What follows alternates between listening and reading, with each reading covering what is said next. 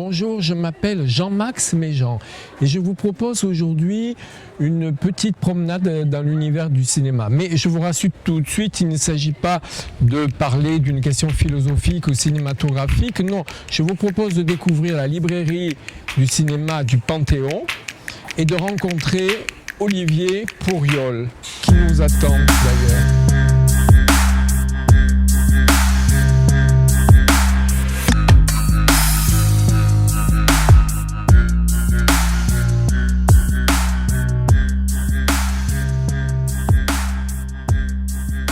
Alors, bonjour Olivier Pourriol, vous êtes philosophe, romancier, réalisateur et scénariste de jeux vidéo.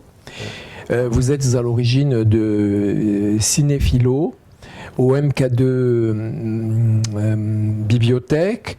Vous êtes évidemment auteur de plusieurs ouvrages, dont Éloge du mauvais geste, qui a été adapté au théâtre.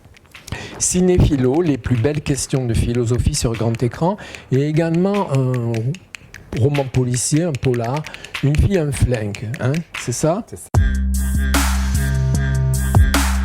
Donc j'aimerais, puisque vous avez écrit Cinéphilo, les plus belles questions de la philosophie sur grand écran, vous poser à mon tour une question justement. Qu'est-ce que pour vous le remake? Faire un remake, ça a l'avantage de compter sur quelque chose qui a déjà eu du succès, en général. Bon, c'est une entreprise délicate, le remake, parce que ça veut dire rentrer dans les chaussures de quelqu'un d'autre.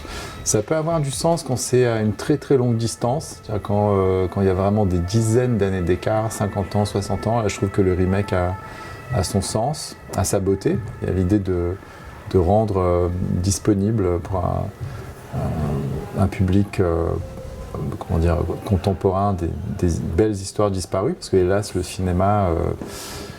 l'industrie du cinéma est ainsi faite que les chefs-d'œuvre vieillissent mal, alors que c'est l'inverse en peinture. Le cinéma, hélas, un chef-d'œuvre peut être caduc à cause de son format, à cause de son rythme. Donc là, le remake peut avoir un sens. Et après, ce que je trouve intéressant, c'est que et cette phrase de Serge Danet qui m'a toujours beaucoup touché, dit que on ne regarde pas les films, ils nous regardent et ils nous regardent vieillir souvent. Et moi j'aime bien faire cette expérience de revoir le film qui m'a touché quand j'avais 15 ans, 16 ans, 17 ans, de le revoir à 10 ans d'écart, 20 ans d'écart, de voir si c'est lui qui a vieilli ou si c'est moi, et de voir ce qu'il me raconte, de voir il me montre ce que je n'ai pas vu aussi. Et je trouve que le remake, c'est comme si on avait deux angles sur la même histoire. Il y a un homme que j'aimais beaucoup qui s'appelait Jean Lescure, qui est un des fondateurs de l'AFK, l'association des cinémas d'art et d'essai, fondateur de l'Oulipo aussi, et qui a disparu il y a quelques années. Et il me disait, il parlait du problème de l'adaptation, lui c'est un peu différent, mais il me disait quand on veut adapter un livre, il ne faut pas adapter le livre, il faut revenir aux faits, au fait. Voilà. Quels sont les faits qui ont fait naître le livre? Il faut repartir de ça. Donc, on n'adapte pas le livre, on essaye de remonter à l'histoire et on invente un nouveau récit, une nouvelle forme. Donc je pense que les bons remakes remontent à l'histoire qui a fait naître le récit sous une forme et se demandent comment le faire. Puis sinon, il y a ce qu'on pourrait appeler les remakes économiques, c'est-à-dire quand un film marche bien en Europe, les Américains, comme les acteurs européens ne sont pas connus en Amérique, rachètent les droits et refont. Est-ce que c'est un remake? Alors oui, c'est un vrai remake au sens, mais ça marque une domination linguistique et économique. C'est-à-dire que comme on ne fera pas l'effort de doubler des acteurs pas connus aux États-Unis, ou alors qu'on ne fera pas l'effort de les sous-titrer parce que le public ne fera pas l'effort de lire les sous-titres, on préfère racheter l'histoire, ce qui est complètement absurde, hallucinant. Et Jean-Claude Carrière disait des choses très, très justes là-dessus, très belles et très simples. C'est qu'un objet, pour atteindre une forme d'universalité, doit rester local.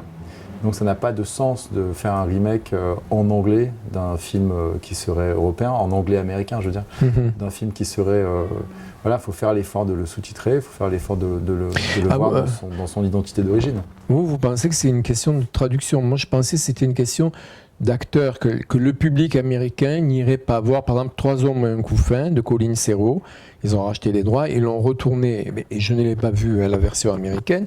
Mais justement, je me demande ce que ça peut rendre. Parce que vous parliez, bon, donc à la suite de Carrière, que c'est un...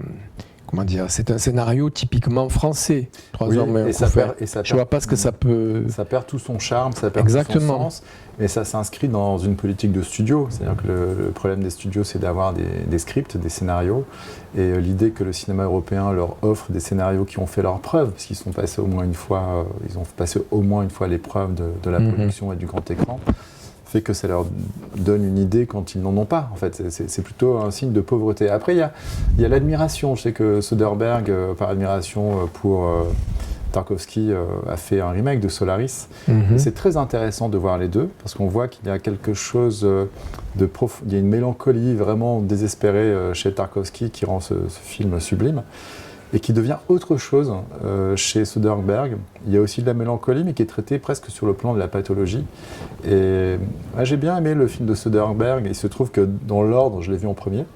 Et je suis remonté à l'œuvre dont il faisait le remake. Et j'ai trouvé l'œuvre de Tarkovsky infiniment supérieure, à tout point de vue. Mais c'est grâce à ce remake que j'ai découvert l'admiration de Soderbergh pour le Solaris de Tarkovsky, et que j'ai partagé cette admiration. Donc si le remake est l'hommage qu'un cinéaste américain rend à un cinéaste qui ne serait pas vu par des spectateurs contemporains, je trouve que c'est intéressant. C'est comme si on partait d'une autoroute, mais qui passe à côté d'un petit chemin qui nous emmène dans un endroit extraordinaire. Donc le remake, dans ce sens-là, j'aime bien l'idée qu'il faut le remonter.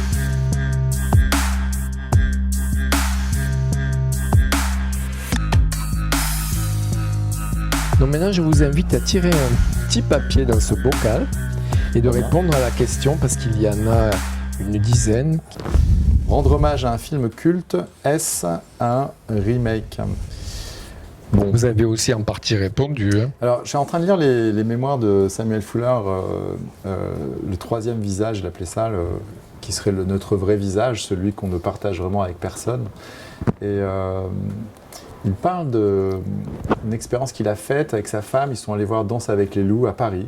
Ils étaient à Paris à ce moment-là, au moment de la sortie du film. Et à la sortie, sa femme était folle de rage parce qu'elle a vu tous les emprunts, tous les plagiats dans des films précédents de Samuel Fuller. Et elle était folle de rage. J'ai dit, mais non, comme me l'a dit Godard, quand je lui ai fait remarquer qu'il m'a piqué plein de trucs dans mes films, ce n'est pas du plagiat, c'est un hommage. Donc l'hommage au cinéma, personnellement, j'y crois pas du tout, parce que d'abord l'hommage ne rend pas très créatif, et en même temps l'admiration donne des ailes, l'admiration est nécessaire. Et j'ai le sentiment que quand on aime le cinéma, on l'aime jeune, on l'aime très tôt, et il nous garde jeunes très longtemps, le plus longtemps possible. Et les émotions qu'on a quand on est jeune sont vraiment les plus fortes, sont vraiment irremplaçables. Donc je crois que c'est moins un hommage qu'on rend au cinéaste qui nous a touchés que l'hommage qu'on rend à l'enfant ou à l'adolescent rêveur qu'on a été. Et quand Godard pique des trucs à Samuel Fuller, c'est évident, c'est le moment où il n'avait pas encore fait de cinéma, où il était critique pour les cahiers, où il rêvait de devenir cinéaste, comme Truffaut. Et toute cette inspiration, tout ce vol, quand on est enfant, en fait, ça n'a pas de sens. Le mot de plagiat, on rêve à l'intérieur des images de quelqu'un d'autre, et on emprunte ces images pour faire sa propre rêverie. Un remake est-il un plagiat ? Vous y prenez goût à ces petits papiers. Hein. Un remake est-il un plagiat ? On vient de répondre. Mais est-ce que c'est un plagiat ou pas ? Ça dépend comment c'est fait, quoi, en fait, c'est ça. Ça n'est pas un plagiat si la production paye les droits du film original. Ah oui, il y a ça, il y a les questions de droit. Ça reste une industrie, le cinéma, donc dès qu'on rend hommage, ça veut dire qu'on n'a pas payé. C'est aussi simple que ça. Hein. Moi, je vois ça comme ça. Oui, mais il faut quand même demander peut-être... C'est rare qu'on demande. Hein. Moi, quand Godard s'est servi chez Fuller, il s'est servi dans ses admirations, il n'a pas demandé l'autorisation à Fuller. Bon, à l'époque, c'était plus difficile de contacter les gens. Oui, mais c'est un peu quand on fait une thèse, on a le droit de prendre par exemple des citations. C'est le droit des citations peut-être. Oui, alors le droit de citation, c'est vrai que, d'ailleurs c'est encadré, il faut que ce soit court dans l'œuvre d'origine et court dans l'œuvre d'arrivée, ce qui est voilà. Vague. Et bon, après, quand c'est quelqu'un comme Fellini qui rend hommage, on voit bien qu'il n'y a pas de problème d'inspiration. Mais le plagiat, bon, c'est quand même quelque chose d'un peu malhonnête, mais à partir du moment où vous rendez hommage, c'est donc que ça crève les yeux et qu'il n'y a pas d'ambiguïté sur... Par exemple, si on prend les films qu'a réalisé justement Godard, parce que vous en parliez, où ça a coûté énormément d'argent à Canal+, parce qu'il a pris des tas, là je parle, prendre des extraits de films. Oui. Il a fait un montage très élaboré. Ça rentre dans quelle catégorie? C'est un hommage, et c'est une histoire du cinéma, bien sûr. C'est une citation, ça. Enfin, c'est des citations, voilà, mais des citations comme ça, heureusement, elles sont expliquées, mises en scène, montées, etc. Mais c'est quand même un petit peu, il a un peu piqué c'est ce que à font droite à gauche. Les DJ, après, au fond, c'est par exemple le cut-up, c'est des formes contemporaines, c'est-à-dire ça suppose d'avoir accès à un art reproductible, donc soit photographie, cinéma, de l'édition. Et du moment que les objets ne sont plus, comme dirait Walter Benjamin, avec une aura unique, du moment que ce n'est pas des exemplaires uniques, on peut les découper en morceaux, les citer, les reprendre. Je pense que c'est lié au fait que le cinéma est un art de la reproduction. Il y a quelqu'un qui a dit un jour, je ne sais plus qui, on va dire que c'est moi, qu'il y a 10 histoires et qu'elles sont combinées de façon différente, mais que la trame est toujours la même. Bah c'est vrai, en fait, c'est une histoire d'amour avec un happy end ou sans. Enfin, c'est comme des puzzles, on assemble pour faire une histoire. C'est comme la musique, on se demande, avec ces quelques notes qui sont sur une portée, comment on arrive à faire ces milliards de musiques, en fait. Et comment, avec 3 idées, on arrive à faire des millions de films. Jean Lescure, dont je vous parlais tout à l'heure, me disait qu'il n'y avait que deux genres d'histoire. Ah, mais il n'y en a que 2. Oui. Mais alors, il disait il y a l'Iliade et l'Odyssée. Ah oui, d'accord, voilà. oui. L'Iliade, ça se passe dans un endroit, il y a un conflit. Voilà, et le road movie, l'Odyssée. Exactement. Voilà. Non, alors cette question, je ne me plaît pas, puisque j'ai le choix. Je peux regarder ce que c'était? Non, c'est parce que j'ai rien à dire dessus. Ben voilà, c'était Gus Van Sant. Un remake peut-il être original? Ça peut pas être original puisque c'est un remake. Donc on refait quelque chose qui existe déjà. Donc ça peut pas être original. Je me demande si un remake pourrait être original. En droit, il y en a peut-être, faudrait réfléchir. Oui. Mais pour qu'un remake soit original, il faut qu'il prenne la structure de départ comme un cadre, qui permet, comme l'Alexandrin, de prendre un cadre préexistant et à l'intérieur d'être aussi créatif que possible. Oui, mais alors du coup, on ne peut plus appeler ça un remake, enfin, du moins au sens non, mais ça où je l'entends. C'est un remake et ça peut être original. Et d'ailleurs, par exemple, le remake de Solaris par Soderbergh a son originalité. Parce qu'il y a tout un... Il y a un poème que j'ai découvert, je crois que c'est de T.S. Eliot, que j'ai découvert dans ce film, que j'ai trouvé très beau et qui ne vient pas du tout de la sensibilité de Tarkovsky. Donc il a emprunté le cadre de l'histoire, il a pris son admiration, il ne s'est même pas caché, donc ça ne peut pas être un plagiat. Et à l'intérieur de ce cadre reconnaissable, je pense qu'il s'est autorisé une mélancolie qui n'aurait peut-être pas sa place dans un film. Je crois que c'est un bon exemple, oui, effectivement. On pioche. Et je crois qu'il faut aller jusqu'à épuisement du stock. Non, on en fait 10, on a dit. Le remake concerne-t-il uniquement le cinéma? Il y a des auteurs qui se sont singularisés, par exemple, à écrire comme Marguerite Duras, mais je trouve qu'ils ont un talent énorme. Ah. C'est comme quelqu'un qui va reproduire un Rembrandt. Ah oui, parce que moi je connais des gens qui pensent écrire comme Marguerite Duras. Non, là ils l'ont fait sciemment. Ouais. Sciemment, ils ont écrit des romans. En parodie? En parodie, bien sûr. Oui. Vous disiez qu'en littérature, on ne peut pas appeler ça des remakes, c'est des plagiats, fatalement. Mais pas forcément. Est-ce qu'on a des exemples, je sais pas, Roméo et Juliette, par exemple. Ça a été repris un nombre de fois incroyable. C'est presque une structure... Par Shakespeare, en fait. Shakespeare, la version qu'on a de Shakespeare a fait naître des Roméo et Juliette. Il y en a au cinéma, par exemple. Mais au cinéma, mais là on parle en littérature. Et oui, mais c'est de la littérature dont le remake n'existe qu'au cinéma. Ou en littérature également. Il y a Roméo et Juliette. En fait, quand il y a une histoire tellement forte et simple... Il y a Ulysse de Joyce. Alors, est-ce que c'est un remake? Oui, c'est un remake. C'est un remake, ça. Mais à la sauce Joyce, voilà. En revanche, en littérature, si on prend la littérature contemporaine, le remake, à mon avis, ça pourrait être que du plagiat, non?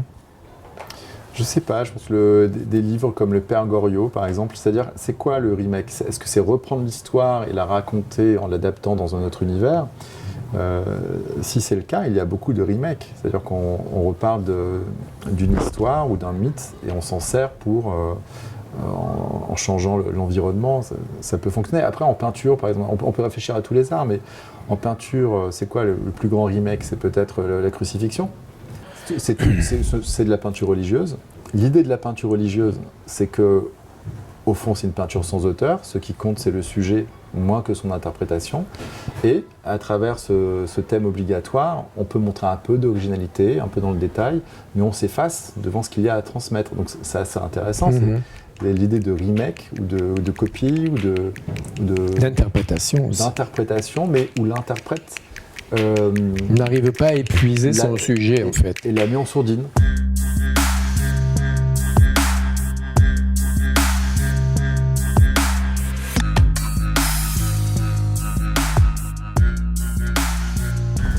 Alors ça, c'est très très beau. Marilyn Monroe, fragment. Ce sont ses poèmes, c'est ça? Il y a un peu de tout. Il y a des morceaux de ses carnets. Voilà, et je trouve le livre magnifique. D'abord, c'est un bel objet. Et on découvre le troisième visage de Marilyn Monroe, celui que personne ne connaît.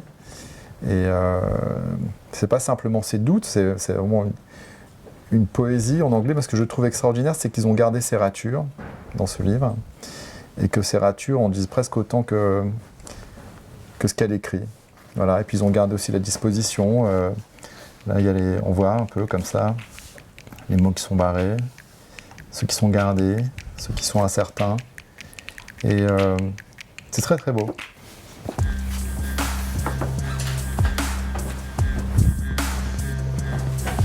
Il faut bien terminer maintenant notre rencontre. Alors nous allons proposer à Olivier Pourriol de répondre à quelques questions d'un ensemble de demandes qui nous un mélange entre Proust et Bernard Pivot.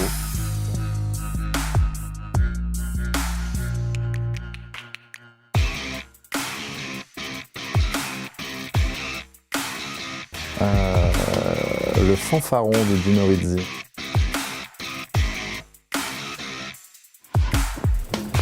Maman, j'ai raté l'avion. Papy de verre. Le personnage que joue Trintignant dans Le fanfaron de Dino Risi.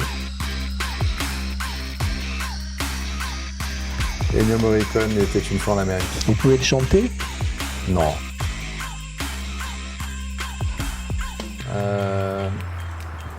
Il y en a. Il y en a? Il y en a. Alors, je n'ai pas de table de chevet, mais j'aime bien ce film, La 7e obsession, Positive. J'ai quelques cahiers aussi.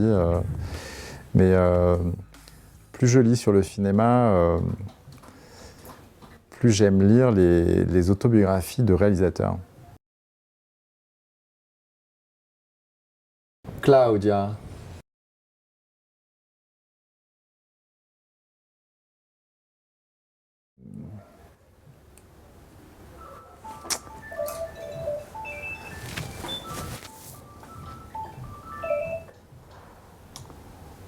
L'histoire de la haine en France. Gérard Depardieu et Catherine Deneuve. Catherine Deneuve, les billets de 20. Gérard Depardieu, les billets de 500. Comment c'est partagé? Ou ils sont tous les deux sur le même billet? On tire ça au sort à pile ou face avec une pièce où il y aurait Brigitte Bardot d'un côté et François Truffaut de l'autre.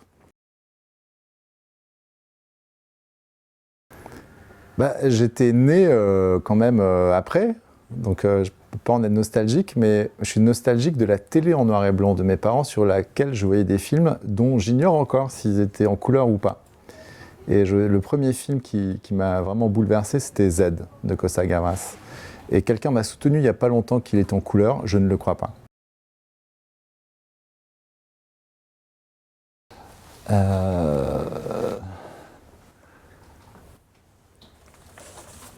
Blade Runner. Maintenant, Et la l'espace. question qui tue, est-ce que Dieu aime le cinéma?